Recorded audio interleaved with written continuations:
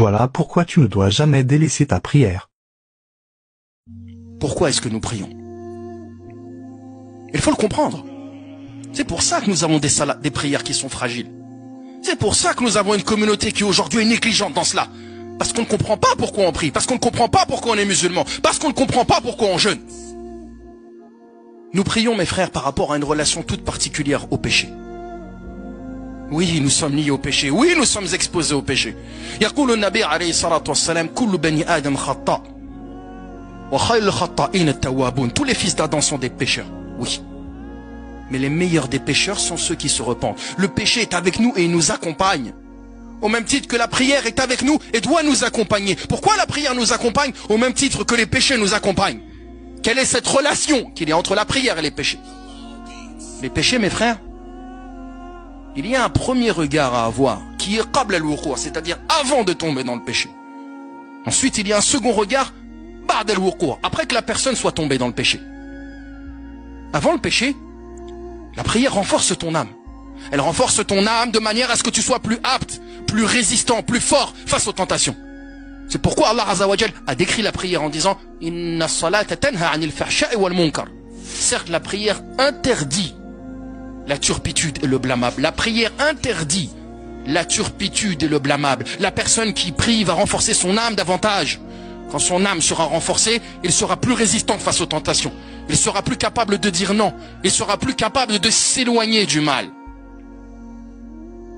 Mais malgré tout, nous sommes exposés à tomber dans les péchés.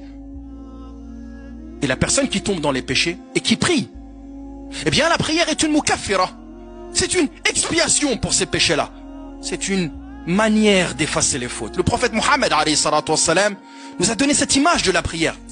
En comparant la prière à cette étendue d'eau devant la maison de l'un d'entre nous, dans laquelle la personne sera amenée à se laver 5 fois par jour. Est-ce qu'il lui resterait la moindre saleté? Voilà un des rôles de la prière. C'est cette expiation des péchés dans lesquels nous sommes amenés à tomber. Le prophète alayhi salatu wassalam nous dit, celui qui fait ses ablutions à la perfection, puis ensuite fait 2 unités de prière, dans laquelle il ne se parle pas à lui-même. Quelle prière? 2 unités, dans laquelle il ne se parle pas à lui-même. Eh bien Allah lui pardonnera ses péchés passés. Après être tombé dans le péché, la prière est là pour les effacer. Le prophète Mohammed alayhi salatu wassalam a vu un jeune homme qui est venu le voir, ou du moins un musulman qui est venu le voir. Ce dernier avait embrassé une femme, il se sentait mal, il est allé voir le prophète alayhi salatu wassalam pour trouver une solution à cela. C'est alors que la prière est arrivée. Quand la prière est arrivée, le prophète alayhi salatu wassalam a prié avec ses compagnons. À la fin, il est revenu le voir.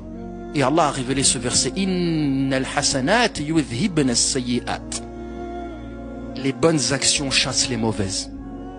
Tu es tombé dans un mal, mais le fait de faire suivre ce mal par un bien, notamment dans ce cas-là, la prière, les bonnes actions chassent les mauvaises. Voilà pourquoi il faut prier également. Il faut que tu pries pour que, avant de tomber dans le péché, tu renforces et tu raffermisses ton âme.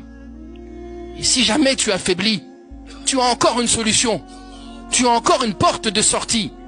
C'est le fait d'aller prier ta prière pour qu'Allah expie tes péchés. Mes frères, quelqu'un qui ne prie pas, il ne pourra pas raffermir son âme. Il tombera dans le péché, sera noyé dedans. Et en plus d'être noyé dedans et d'être plus faible que les autres, il n'aura aucun moyen ou très peu pour pouvoir expier ses fautes. Comment la personne qui ne prie pas pense pouvoir s'en sortir?